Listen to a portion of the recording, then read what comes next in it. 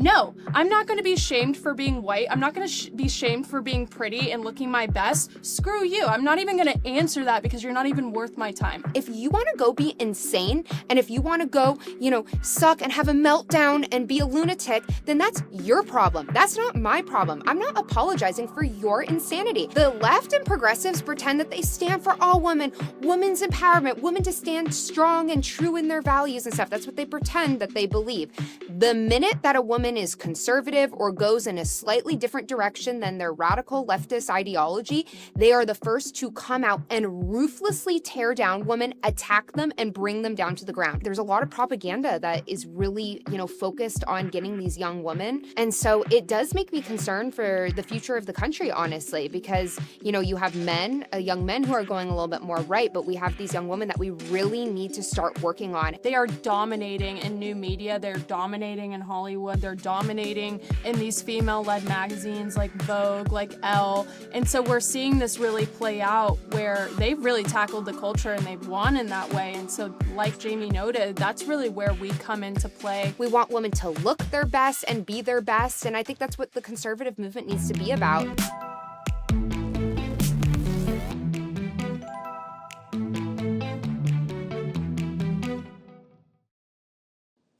Hi, Sincerely Sisters, and welcome back to Sincerely American.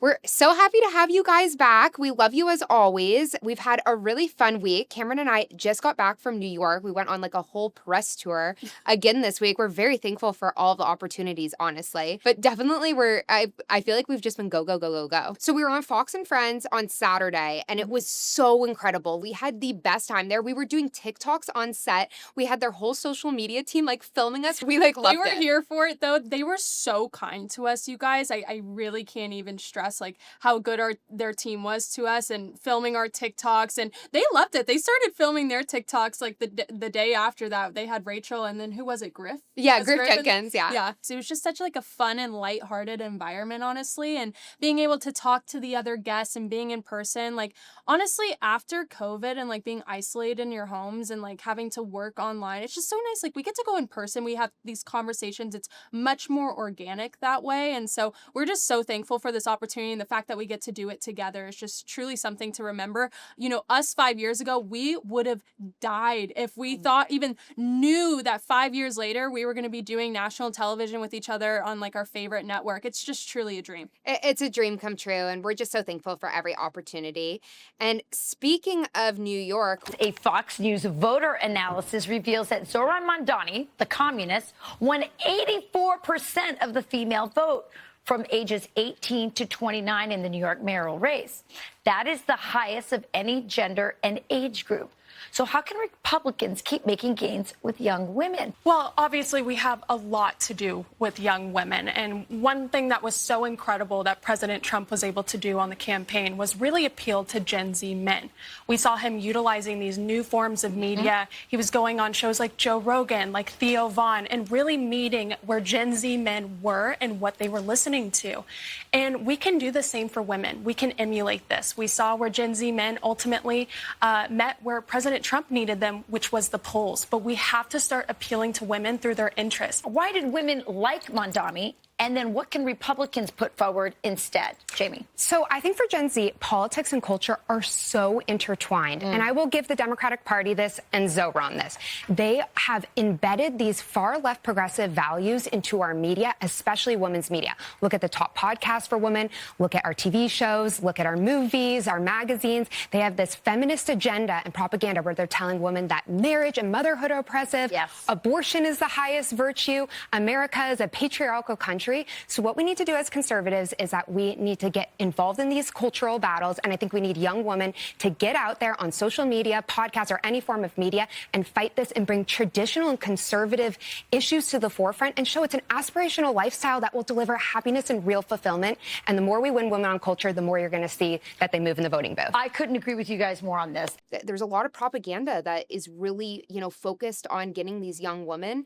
And so it does make me concerned for the future of the country, honestly, because, you know, you have men, young men who are going a little bit more right, but we have these young women that we really need to start working on. And that's why I hate to, like, you know, pitch us in this, but I think Sincerely American is so important. And my organization, the Conservator, is so important because we need to be tackling culture. Like, no one is tackling women's culture in the way I think that we are, to be quite honest. And I think that's so important if we want to change hearts and minds for upcoming elections. They are dominating in new media. They're dominating in Hollywood. They're dominating in these female-led magazines like Vogue, like Elle. And so we're seeing this really play out where they've really tackled the culture and they've won in that way. And so, like Jamie noted, that's really where we come into play. And look, this progressive lifestyle has become this aspirational lifestyle for girls on the left. It's like, you know, they're kind of anti-culture. It's like, be this single woman, get the doodle tattoos, wear the combat boots, wear the baggy jeans and stuff, and, you know, be liberal. And so that's been kind of cool in places like New York City, especially a lot of cosmopolitan areas of the country. And so what we need to do is create an aspirational lifestyle for conservatism. And I think conservatism is beautiful. I could talk day and night about how marriage, going back to church, having kids, and living that beautiful life does lead to real happiness and fulfillment. What people do on the left that they actually don't realize, they put women in a box where it's like, you have to only climb the corporate ladder in order to be successful,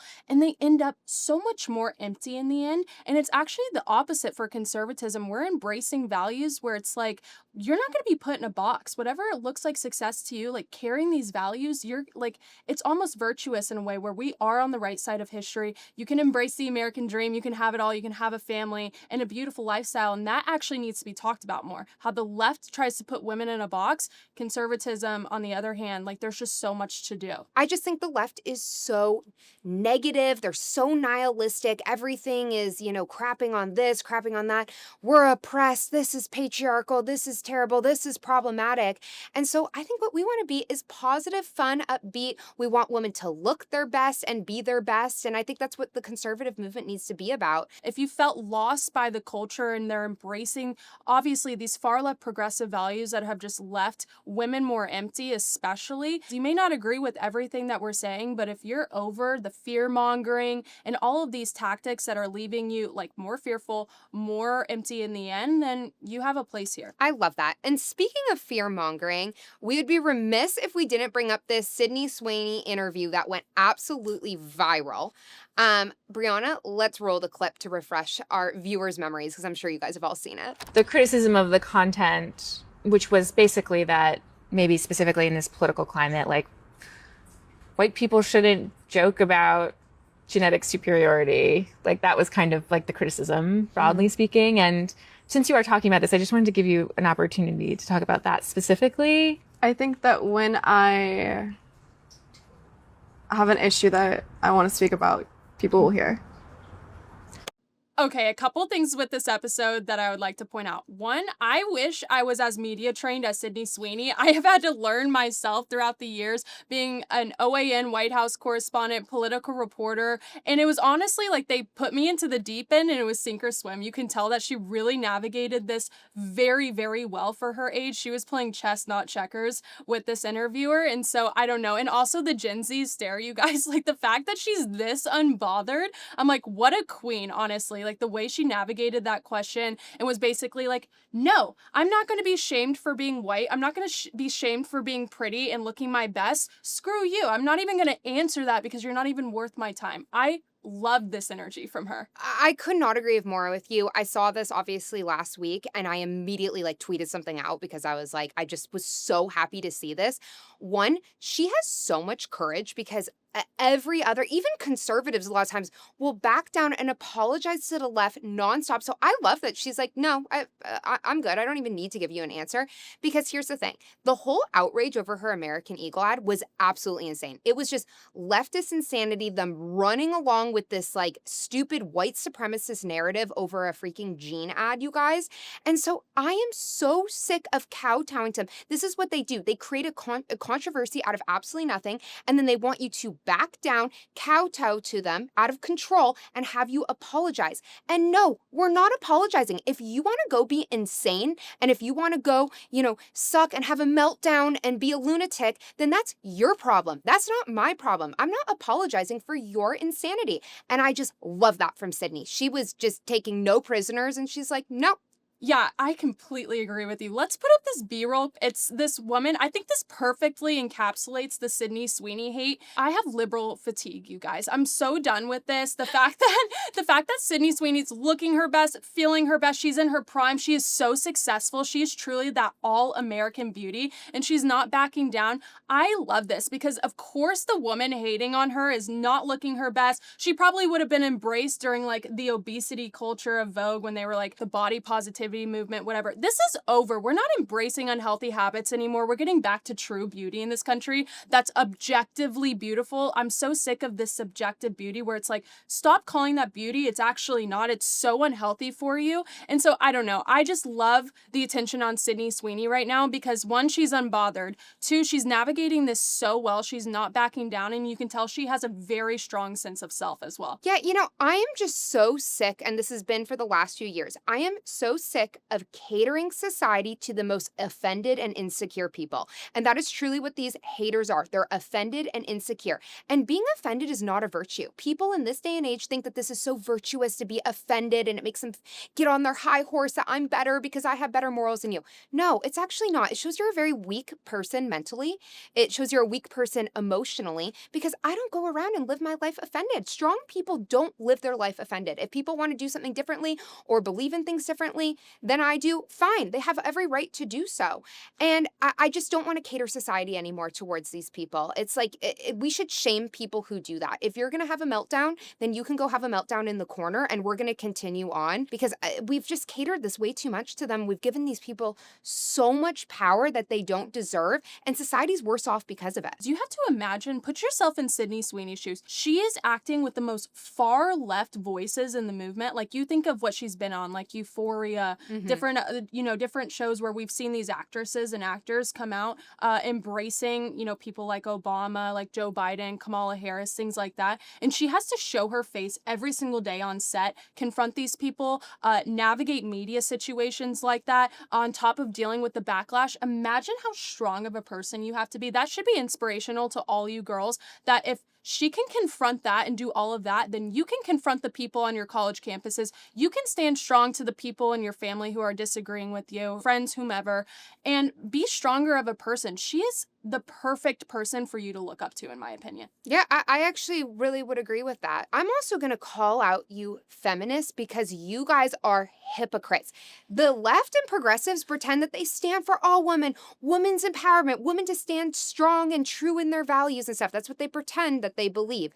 The minute that a woman is conservative or goes in a slightly different direction than their radical leftist ideology, they are the first to come out and ruthlessly tear down women, attack them, and bring them down to the ground. These people are not for all women. They're only for their progressive ideology. And I'm like, you guys are hypocrites. All you fake people that call, I'm a feminist, I'm just for all these women. No, you're not. Just admit it. You're not. You guys are hypocrites. These are the same feminists who have like propped up OnlyFans chicks and they're like, we made the right person famous. Yet you're going to tear down Sydney Sweeney, who's like been an entrepreneur. She obviously like embraces family values. She came out and talked about how like she wants to destigmatize being a mother and being a wife in Hollywood and that you can have it all.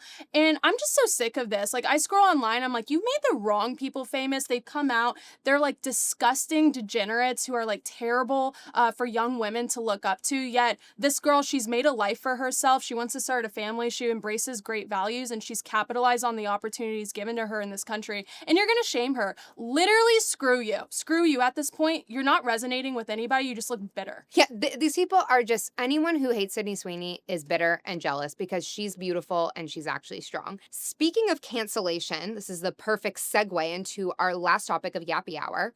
Okay, I just saw this a little bit earlier. So Jimmy Kimmel's wife, I feel like people in our generation do not follow Jimmy Kimmel's wife, but this connects to something bigger. Jimmy Kimmel's wife says she is losing relationships with her Trump voting family. And what I loved about this is Greg Gutfeld, as we were talking about Fox, he responded to this, and I thought this actually perfectly encapsulated something. Why does the estrangement only ever go in one direction? Any stories ever about Trump supporters disowning liberal relatives? Rare at best. Says something about how politics for the left is hopelessly intertwined with ego and self-worth. And it's also intertwined with emotion too much. They try to play on people's emotions and try to fear monger and put them down, try to socially manipulate the situation as if you're the person without the morals and the value set. You're advocating for killing babies. You're advocating for people to put things in their body that haven't been properly tested. You're the ones that are trying to fear monger society. So enough with this. I relate to this on such a deep level because I have had friends in college or even family members, like quite frankly, and I've had to navigate really unfortunate situations and circumstances with.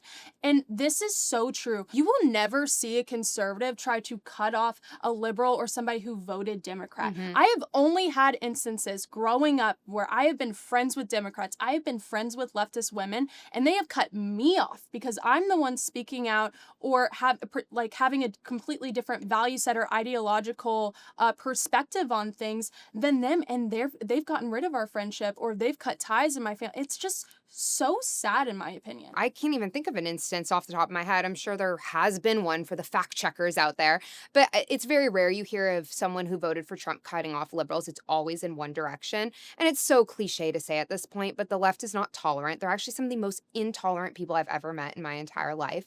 They have caricatures of what Trump voters are in their minds.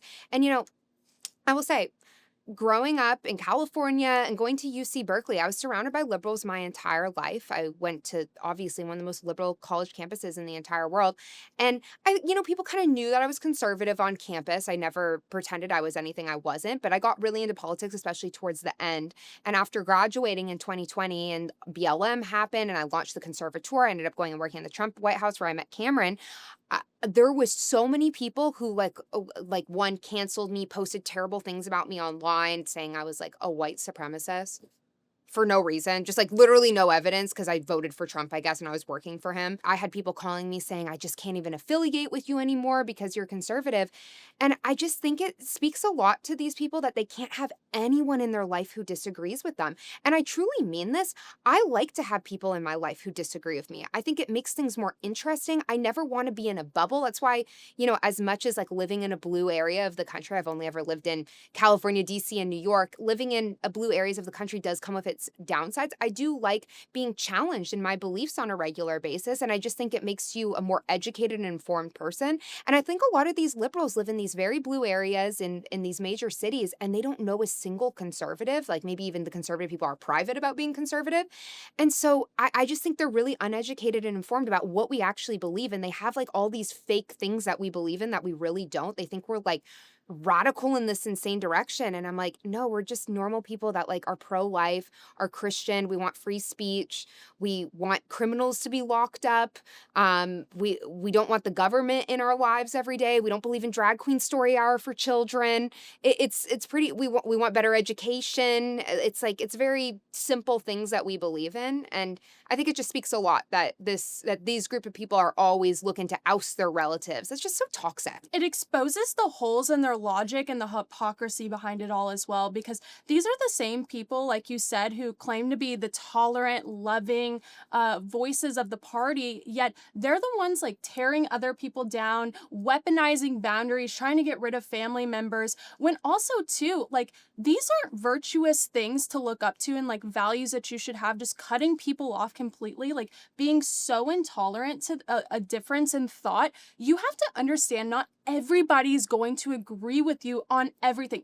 There are things that Jamie and I disagree with. That doesn't mean that we're going to get rid of each other and take each other out of our lives. That is so selfish and short-sighted and just not a way that you should conduct yourself in life. It's so funny to me. The number one hate comment I get from liberals is that I look trans. I know. And I'm like, I thought you guys actually were tolerant and you were accepting of everyone, yet you're going to use trans as an insult? I didn't think that was supposed to be an insult, you guys. I thought we were supposed to be welcoming and actually embracing their beauty. That is so funny. Yeah. So what what's does that that mean to look trans? So what is that about? Yeah, that's so funny. And, if you also look like basically everything we believe like was like mainstream in 2010, like genuinely. It's like, oh, we want a secure border, and Barack Obama was against gay marriage until like 10 years ago as well. Gay marriage wasn't even legalized until 2016. And so they're the ones that have gone so insane. They're the ones that are like, men can become women. They're the ones that become so radical. They're the ones that are like, trans the children, open up the borders, anyone can come through here. Like it's insane. They're the ones that are like, let's socialize the entire economy. Let's vote in Zohran Mamdani and Jay Jones, the whack jobs. Like, and still, even with that, if you believe in all of that stuff, they're like third term abortion. Like it's crazy what they believe in. And even at that, I'm still willing to be friends with you. I want to hear your point of view. I want to hear how you think differently than me. I don't like this like purity test. And I just think it's insane how we're always painted as radicals. Meanwhile, like I said, in 2010, everyone agreed on these things. It's only till recently are these far left values like pushed to the Overton window has moved so far left that like you're crazy for being like, yeah, I just believe in like a traditional of family structure and just like more, Christian values. It's crazy. But don't cut people off, you guys. It's like you can learn from one another, and I think it's fun to have someone that disagrees with you. You can spar, that's another thing too, when people like debate, some people take it like, I've had this with some members of family and stuff where they take it so personally. They're like melting down. And it's like, I don't know, maybe because I work in politics and I'm in DC, I just don't take things that personally. If someone disagrees with me, I'm like, oh, that's great. Anyway, have a fun debate and then move on and let's go get a drink. Let's go get lunch and have a good time. Like, I'm not personally offended if I almost think that shows that you're not strong in your own beliefs, because I'm at least strong in my own beliefs. So it doesn't offend me if someone disagrees with me. Yeah, I don't take it personally either. And also, it makes you more of like an intelligent and thought-provoking person when you know the other person's like opinion and the other side, and you're able to argue your case because you're so strong in your opinion and you're so strong in like your set of beliefs. That actually makes you like a more intelligent human being. And so you should actually want to embrace difference in thought sometimes, and that will make you stronger in your beliefs. And as a person, if you're able to know the other side, how do you think people on our side know how to debate? It's because they know the other person's opinion and what they're going to say and their value set. And so if you can't be able to argue that effectively, then that just goes to show the holes in your logic, like ideologically not making sense, being hypocritical, and cutting people off too. It shows that you're whiny. It's like, that's why we always coin the term like liberal meltdown. It's because you're like just not a strong person, in our opinion. Yeah, I completely agree with that, Cam. Anyway, you guys, let's move on to our next segment. I have no words, where we always have a lot of words, ironically. Vogue, British Vogue in particular, published an article saying it's embarrassing to have a boyfriend, and we'll throw that up on the screen in case you guys missed it. Why do I agree with this? Like, you're either single or you're married. There's like no in between with me. And also, I think because listen, I was this girl too. I used to post boyfriends and play, into the wifely things on a girlfriend's salary. And quite frankly, I think it's embarrassing. And if your social media like is centered around like your brand and monetizing that, then it should be about you if people are following you. So I honestly don't think that you should be posting a boyfriend as much. If that person's your husband, you're building a life and a family together, that's different. But I do think women need to actually decenter boyfriends from their life more. And that's something that I would take that advice from 5 years ago. I wish that I had somebody telling me this. That is so interesting, Karen. I love that take, but your take is almost coming from like an uber traditional like lens, like you're agreeing with it through a traditional way versus like after reading the full article, I think that they are trying to push people not to date or get married, to be honest. Well, and because they actually put in the article having a boyfriend is conservative coded. They said something like, or is giving Republican. They actually quoted 2 New York, I think, based podcasters. Mm-hmm. So that does make sense. But based on the headline, that was my take. But yes, if you actually read the article, they were saying something a little bit different. Yeah, I mean, I think nowadays it's, it is like conservative coded or whatever to be dating and like wanting to pursue marriage and stuff. And we talked about this last week with the Shay Mitchell thing. So I don't want to repeat myself too much on that. But I do think that they don't want women getting married. They don't want women forming relationships because, ultimately, and the data bears this out. It's funny, like you look at the data from the last election and Kamala Harris won unmarried woman by 40 points, you guys, versus married woman went for Trump plus 2 points. And, I think there's a lot of reasons for that. But I do think when you do get married and you have kids, you're ultimately going to be more conservative because you just start valuing things and not these like social random progressive trends that. You value like kitchen table issues that Yeah. are affecting your family Yeah, at the end of the day. and you become very protective over your kids, and that leads to, wanting like stronger borders, safer communities, Better schools. yeah, better education. You don't want indoctrination in the classrooms and stuff. I just think ultimately it leads you in a more conservative direction. So I think that was more of the point of the article. But, I agree. I think, speaking about it, just like you said, I do think like there are a lot of women nowadays that are in these relationships. We talk about it all the time, these situationships that are going on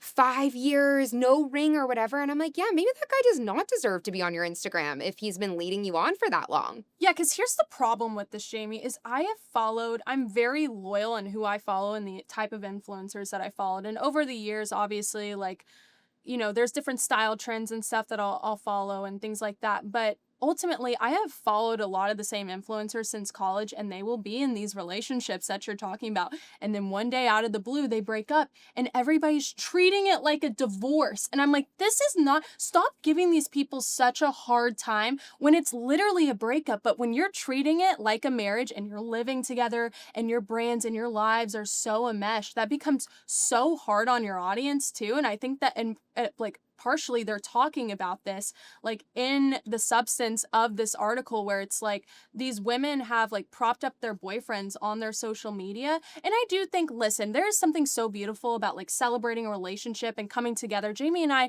we have like atypical love stories where we got married like almost immediately, like we blinked and we were married. So we get it, ladies. Like normally you date in today's dating culture, you date, you get proposed to, and then you get married. So we obviously know that we have like a hotter take on this, but stop treating these men like you're married. But all in all, I mean, I kind of agree with the headline. Like it is embarrassing to an extent where if you're treating that man like your husband, that to me is embarrassing. I would rather have like an older sis have told me this, years ago, because I feel like the culture now embraces, a boyfriend-girlfriend relationship like a husband and wife, and it's just not. So another interesting component of this article, and I was one of the unfortunate people that read through the whole thing, they brought up this term that I had to do some research on. It's called heterofatalism, which basically means that it's these feminist women who hate men. Like, we always hear the all men suck type culture, the patriarchy, all of this stuff. So it's that group of women, but they're sexually attracted to men. So they're facing these issues because they're like, I want to have sex with men, but I actually hate men at the same time. And so I guess it's the mental gymnastics they do to still be these raging feminists, but ultimately fall into a traditional relationship that is conservative coded. I thought that was pretty funny because I always wonder how these women deal with that. And they kept bringing up throughout the article, straight woman. Because I'm telling you, they are pushing women towards like being bisexual and not, they don't like the progressive movement. The bane of the progressive movement is men and women coming together, getting married, and having a family. That's truly what they are fully against. That's why they don't want you to have kids. They're very anti-natalist. They're for the whole feminist agenda, convincing women that motherhood and marriage is going to be oppressive. And it's because the minute you come together, people get more conservative. So this is kind of one of those very far left progressive ideology embedding itself so well into women's media to kind of put this in their brain. Even this heterofatalism, like putting that into women's brains as well. They try to blur the lines with sexuality. They try to blur the lines, obviously advocating for women to climb the corporate ladder, don't focus on getting married. And ultimately that's so detrimental for women because we do have a biological clock that men don't. So we do have to actually focus on that and prioritize that. And that's not talked about enough, that it's biological, not cultural. So we're not fighting you on that. But I do think ultimately, obviously, this is why they want women out of the home. So obviously, like, you can tax each other more because you're filing as individuals. The government obviously wants to indoctrinate your children. So they're like, get the mom out of the home, put them in school so they're not, focusing on any of the education or daycare, education, or any of the values that are being instilled in them. They have 100% authority over that.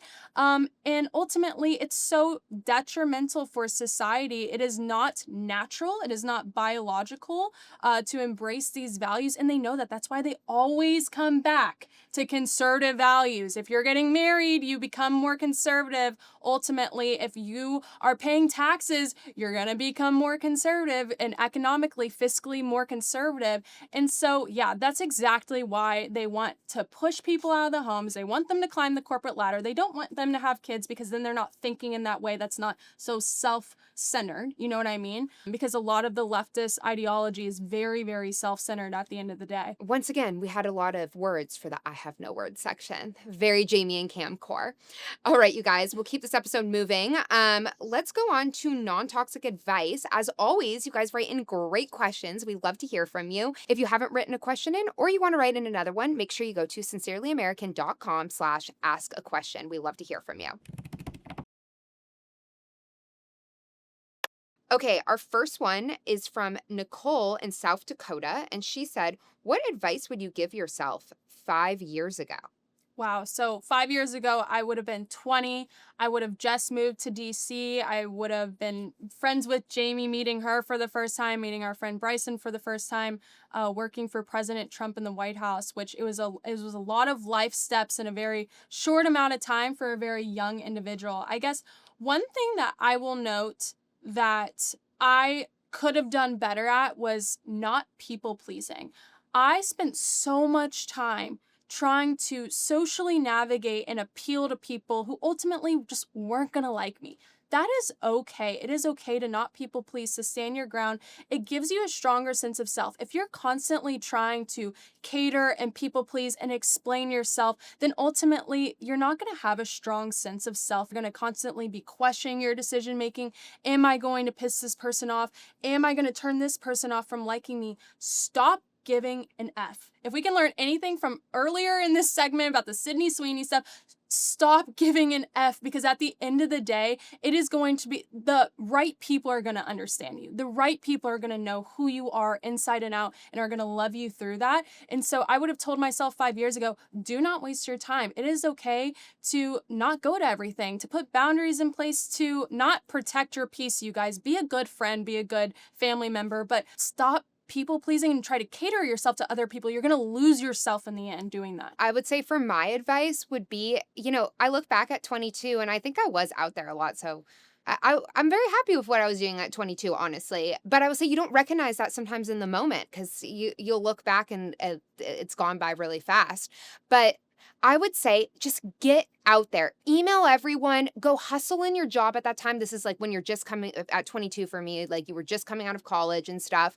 And, make all of those connections, you guys. Get out there, hustle, work the crazy hours at that time, email everybody, go to every event that you possibly can, meet everyone, be kind to everybody, and make like really great networking connections.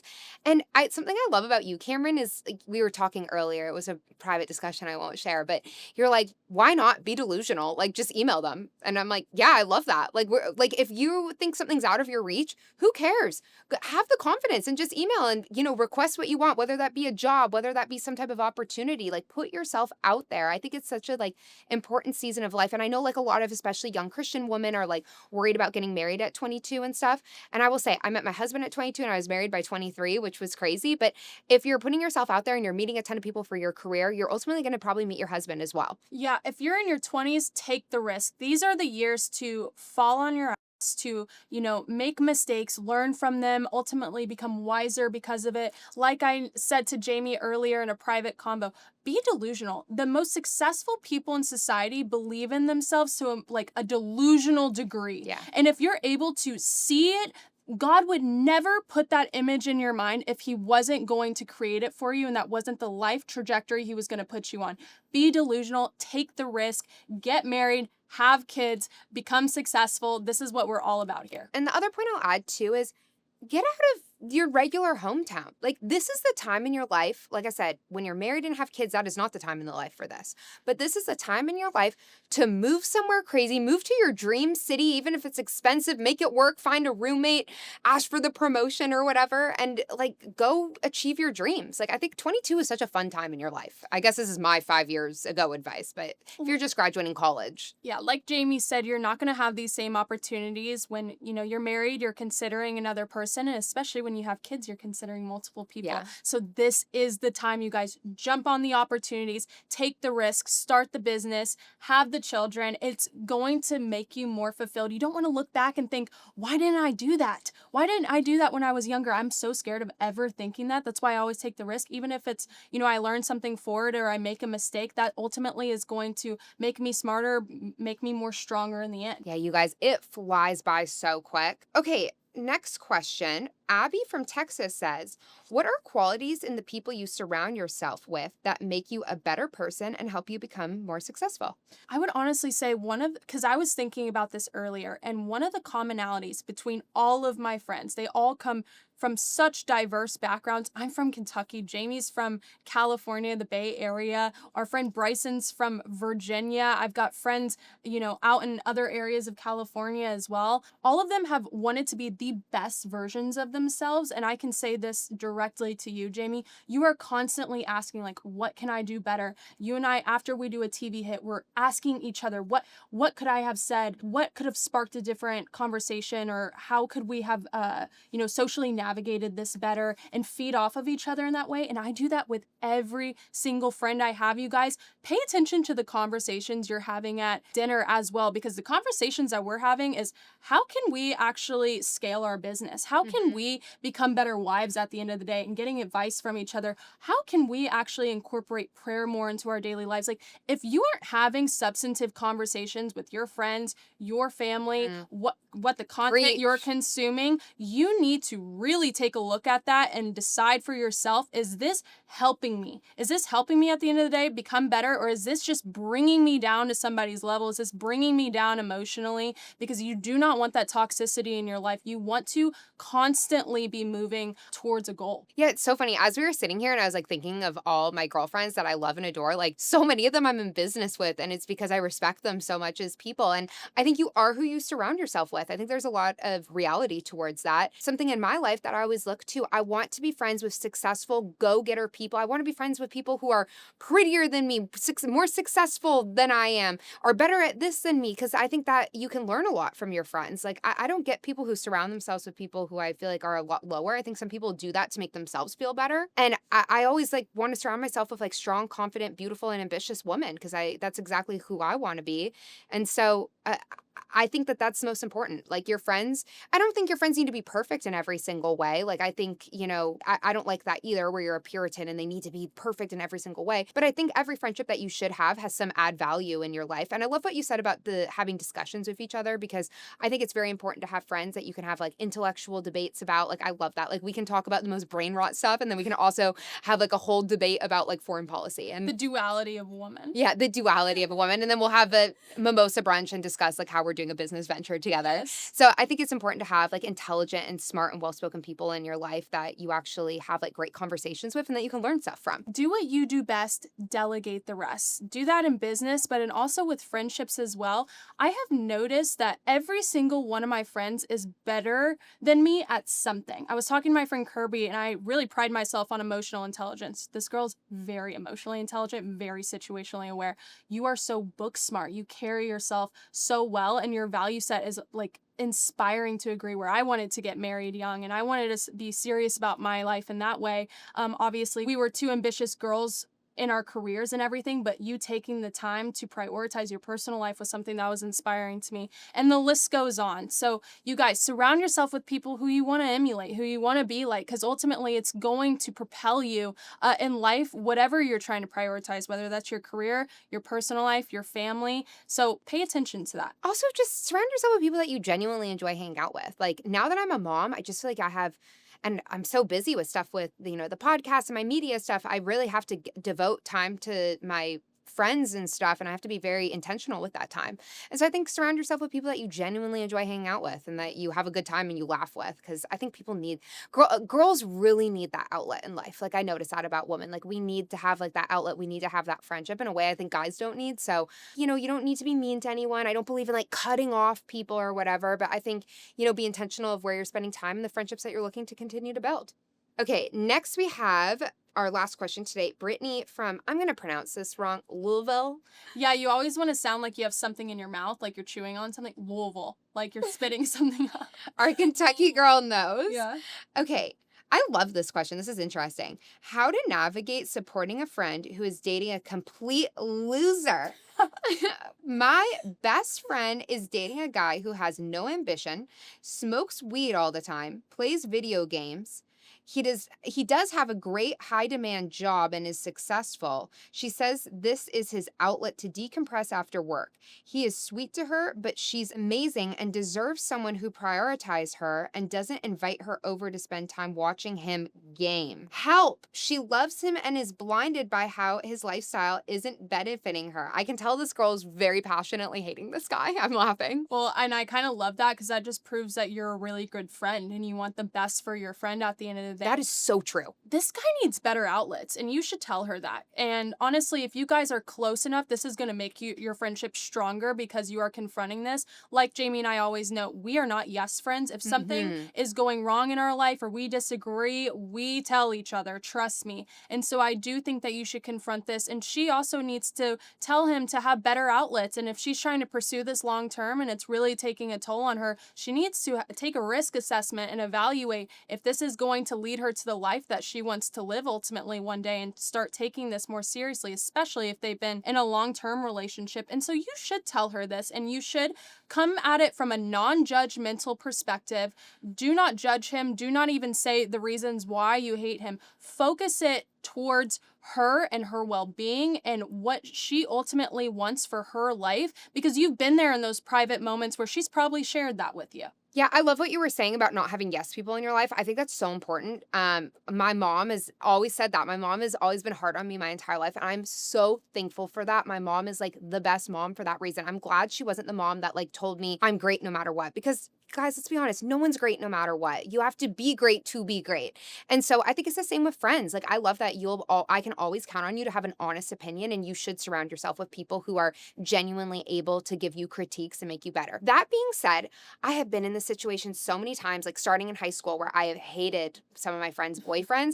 And I think that there is a line where you shouldn't get overly involved, if I'm being honest. If she comes and asks you for your opinion on things, I don't think you have to pretend to like him. Like I think you can give obvious signals that you're not a fan of this guy, but I think wait for her to come and ask for an opinion, or, maybe drop some hints. But I don't think it's a place sometimes for friends to get like overly involved in like their girlfriends' relationships, because that can cause a lot of issues in that friendship. It's balancing that line, in my opinion, where you are not lying. I never just pump someone up or say, he's great. That's not being a good friend, but also maintaining that boundary that, it is her relationship. She loves this guy. And, there is kind of this duality where it seems like he's smoking weed, which we hate. We've made clear, and playing video games and stuff. But, if he does have this career that you're saying as well, I don't know, maybe I'm not one of those girls that's like, you can never fix a guy. I think everyone can improve and be better versions of themselves. So I hate just canceling people because like, maybe they're not perfect right now. But I think long story short, make sure you're balancing that line and not getting overly involved into their relationship. I think you have more legroom though, since they're dating and they're not married. That's true. Because when they're married, obviously she's going to have to take her spouse's side, and there's just a different level of seriousness to that relationship. If she gives you a way in that is natural and organic, maybe she's bringing up a problem in their relationship, he does something to tick her off, that's kind of your way in. If you just bring it up suddenly out of nowhere, that probably won't be a good look. But ultimately, since they're dating, girl, I think you should honestly say something, because you don't want her making the wrong decision later down the line. And that's something that I value about our friendship. There's been guys that I have, had as boyfriends that you've intervened because you were my better judgment. You were the angel on my shoulder that I needed, and times where I did not see the full picture from the outside from a bird's eye perspective. So I think since they're dating, you have more room to speak your mind on that. Yeah, and I think it also depends how close. Like we're sisters, so I think that's that's different than like, you know, having like the way I would speak to you about things, I wouldn't speak to like a lot of my other friends, if I'm just being honest. So like we almost tell each other too much. Yeah, we do. So, but I like, it's kind of like when you're in the dressing room and you can tell someone the dress is ugly, but if they bought the dress and they can't return it, then it's like, I don't know, we'd probably still tell each other it's ugly. Be like, sell it, Poshmark that thing. Yeah. But I like that. I think that's very true. All right, you guys. This week, instead of hot or not, Cameron had a great idea. I think we should do this or that. Rapid fire. That's what I'm thinking. Okay. Okay, so we're both going to answer, no explanation. You guys can, like, I guess why we think this. Okay, Cameron, yellow cabs or Uber? Uber Black. And I will not elaborate. Don't get regular Ubers. If you can afford it, get an Uber Black. It's safer, it's cleaner, it's a better experience. I love that we won't elaborate, and you know we will. Yeah. I'm an Uber Black girl, too. Oh, yeah, I totally forgot. I won't elaborate, but here's my 2-minute monologue on this effing topic. Yeah, no, literally same, though. I think it's fine. We can give a quick explanation. I'm also an Uber Black girl. The amount of money we spend on Uber Black. I'm sorry. I am not getting in the car, though, with, like, some weirdo that smells like weed at this point. Yeah. But I will say if you're in New York, cabs sometimes can be better and faster. I will not lie. I took a cab, actually, when we were up in New York. Especially at the airport, they're already there. Okay, early bird or night owl? Early bird. You and I can't even stay up late with the amount of hits that we have. You've got to put Vivi to bed. I'm neither, you guys. Really?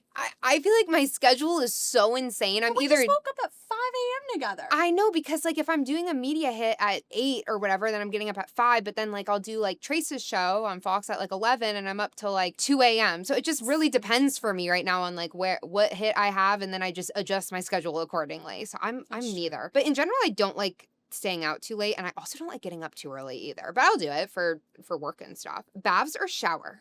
Baths. Definitely calms me down more. I mean, if I actually like need to do an everything shower, I will. I don't just take baths, but I will go with a bath. It's way more relaxing. I love a bubble bath, you guys. Obviously, like as I'm saying this, I take a bath like almost once a day. It's like my relaxation. But I don't just like rely on a bath though to clean me. Like a shower I take as well. I'm like a shower addict as well. Like I literally shower like 15 times a day as well, which is another thing. Okay, gloss or lipstick? Gloss. Lipstick. Wine or martini? I drink wine more, but I like a martini in certain instances. I'm gonna go martini. I only drink wine. I don't drink really any hard alcohol anymore. I like wine. LA or New York? New York, and this is coming from somebody who lives in LA. I'm still gonna go LA because LA was in like its amazing era back in like 2016. It's Tumblr era, as everyone jokes. Like, you know that Kylie Jenner? Mhm. What is that song called again? King Kylie. Yeah. 3 strikes. Yeah. Yeah, that song like like people do like that filter from it. So LA, I feel like is in its flop era right now, but I will always be an LA girl. I love LA. Okay, book smart or street smart? Street smart. I'm way more book smart. I'm street dumb. No, you're not. I can recite like some random geographic fact or like Jamie will be like, the Egyptians believed the most significant thing you could do in your life was die. And then I'll be over here being like, this person's socially manipulating you and you need to pay attention. that is our relationship to a core. I can't stop laughing. I have the most random facts that like are not even necessary in life, and Cameron will like literally give me such a wake-up call with a lot of things. Okay, Christmas Eve or morning? Christmas Eve. Because I'll watch The Holiday, I'll get into my jammies, I'll have a nighttime tea, and then like the anticipation of opening the presents and then watching people who I got their presents, I wrap them, I put so much thought into it, open them. The thought of that gives me my dopamine rush, so I'm gonna go with Christmas Eve. Okay, it's different. If I was a kid, I would have said Christmas morning because I remember being so impatient on Christmas Eve. I'm like, can we get through this time machine till the morning to open up my gifts? But now being a mom, it's different because it's like fun prepping for all of that. I hope there's no one. Kid alert if you have your kids in your car, but you know, like I like doing all the gifts and the stockings and stuff. So like you can let your kids listen now again. But yeah, so I think now Eve being a mom. Okay, Hamptons or Palm Springs? Oh. Hamptons. I'm gonna go Hamptons too, even though I'm a California girl. I love the Palm Hamptons. Springs too. Don't get me wrong, but there's something about the Hamptons. I'm from the East Coast. Like I just love the vibes there. I love the shopping. I love the relaxation, the beach, and it's normally like not a crazy climate. Like I've been to Palm Mhm. Springs when it's so hot. Ugh, So it's yeah. nice going to the Hamptons even before like rush season when it's a little bit chillier. We've done that. Yeah. It's so much fun, you guys. I remember the first time I went to the Hamptons, it was so charming. Like I love the history and the charm. I'm actually like the Hamptons are some of my favorite parts of the country. Like I literally love it there. Okay, last one. Hot girl summer or Frank Sinatra fall? I love Frank Sinatra fall. I want to be in a big faux fur coat with my sunglasses, no makeup, in a jazz bar, in a speakeasy, or at home with my freshly made martini with my husband, listening to good music, good vibes. It's great weather when I walk outside. I'm like not dying of a heat stroke. And something about the charm of it. I love the low lightings in the restaurants. I just love the entire aesthetic of it. So I'm gonna go Frank Sinatra fall. Well, we all know I love Christian Girl fall, so I'm definitely going fall as well. I love the fall season. That's why I love living on the East Coast now. It's like I just love all the vibes. I love football, love making my little soups, love the leaves falling, the pumpkins, all of it. Big fall girl now. Okay, you guys, headed into our last section of the day, propaganda we're not falling for. Okay, Cameron, what is the propaganda that you are not falling for this week? No shade to Hailey Bieber because I love her. Look at my road case. I'm obsessed with her. I saw this photo of her the other day, though, where she was wearing a pimple patch out in public. I've seen so many people do this. Guys, I would much rather see the blemish on your face. I don't think it's that big of a deal. I think you should sleep in those in the comfort of your own home and your own bed. Give your skin some time to rest throughout the day, hydrate, but don't wear those out in public. I think it's tacky, honestly. Yeah, I agree with that. I see that all the time with the star patches. I'm not understanding that either. It's very weird. And it's kind of what we talked about. It's the breakdown of standards in our society. So I'm in agreement with that. That is propaganda I'm not falling for. Okay, so usually I like to keep this light and fun, but I needed a forum for a rant. And so this is it. So I live in Virginia. Obviously, we had this election last week, and I am so disgusted that Jay Jones was elected and is our attorney general for Virginia. Truly, everyone was talking about Mamdani, and like, I get why people don't like Mamdani, I understand, but Jay Jones is next level for me. It is disgusting. For those of you guys that are not aware of this, he literally had a scandal where people released his text messages where he was talking about killing the Speaker of the House and his children, and talking about that young children who were kids of Republicans were fascists and that they need to be killed and die. This is not for me. I'm not a politically correct person. If someone has some scandal where maybe they said something that was off color or whatever, I'm like one of those people that I'm not offended by stuff. This is truly offensive and disgusting. And I cannot believe a single, and I will tell you this, as a Republican, if the shoe was on the other foot, as conservative as I am and as much as I believe in my conservative values and I vote Republican, I would never vote for this person. I'm not even saying you need to vote for the Republican Democrats here, but the fact that you guys put this on your voting record, I just think says a lot. I think it's absolutely atrocious and disgusting. And I will tell you too, when I was trick-or-treating with my daughter, I was going past houses that had J. Jones signs out where they specifically just had that sign. I was just horrified by it. Like, what have we come to as a country? Like, I mean, you look back at people used to, I think Joe Biden like couldn't get elected a few decades back because he's been in here forever because he like plagiarized something at one point. And now you can have these text messages. And because people are so partisan in this day and age,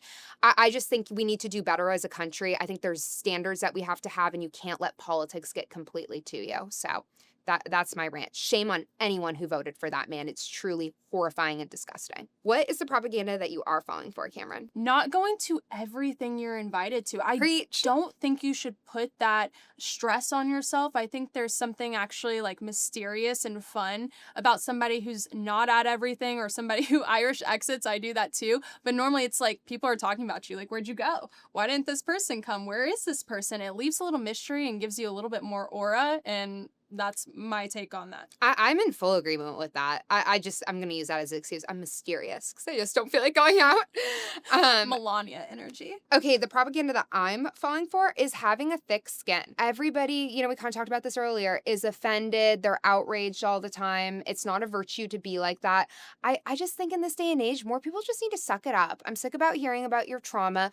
People used to like literally go to war at 20 years old, die, be in a depression. Like life is is not that difficult nowadays. We live an incredibly cushy life. That's why even when we were talking about the news with the doomsday stuff, like things are not that bad, you guys. Suck it up and move on with your life. You don't need to like dwell on everything going bad. I think people that dwell on everything, they're never going to be successful. I think successful people are ones that overcome obstacles and don't let that like drag them back in life. They just keep moving forward. And obviously, like this is part of the human existence. You're going to go through really hard points in your life. There's going to be something that terrible that happens at some point. Unfortunately, like pray to God, you know, that doesn't happen anytime soon.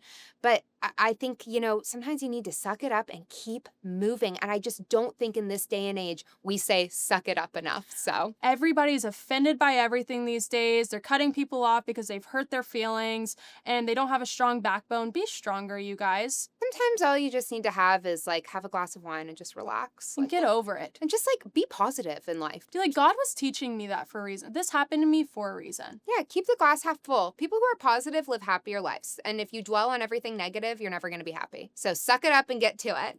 All right, you guys, thank you so much for tuning in to this episode. We love to hear from you, Sincerely Sisters. Make sure you're subscribed to us on YouTube. Make sure you're following us on Instagram and TikTok at Sincerely American. And we will see you next Wednesday.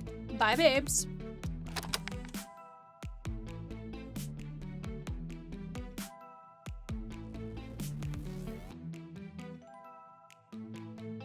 We'll see you every Wednesday.